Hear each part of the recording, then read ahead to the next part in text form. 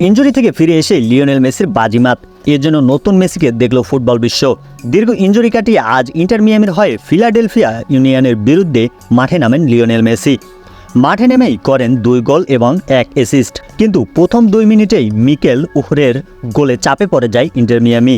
কিন্তু 26 মিনিটের সময় লুইস সুয়ারেজের অ্যাসিস্টে অসাধারণ গোল করে সমতায় ফেরান লিওনেল মেসি।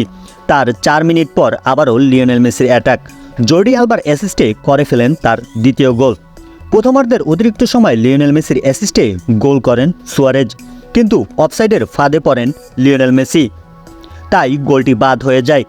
দ্বিতীয় অর্ধে কিছুটা এলোমেলো খেললেও ইন্টার মিয়ামিকে বাঁচিয়ে দিয়েছিল ইন্টার মিয়ামির গোলরক্ষক ড্রেক ক্যালেন্ডার। ডিফেন্সের কয়েকটি ভুলের কারণে হতে পারত 3টি গোল, কিন্তু সেটা থেকে বাঁচিয়ে দিয়েছিল ক্যালেন্ডার। প্রথমার্ধে সুয়ারেজের গোল অফসাইড হলেও দ্বিতীয় অর্ধের অতিরিক্ত মিনিটে আর ভুল করলেন না লিওনেল মেসি। লিওনেল মেসির অ্যাসিস্টে সুয়ারেজ করে ফেলে ইন্টার মিয়ামির হয়ে এই সিজনের 17তম গোল। নির্ধারিত সময় শেষে 3-1 গোলের জয় নিয়ে মাঠ ছাড়ে ইন্টার মিয়ামি। ভিডিওটি ভালো লাগলে লাইক করবেন এবং চ্যানেলটি সাবস্ক্রাইব করবেন।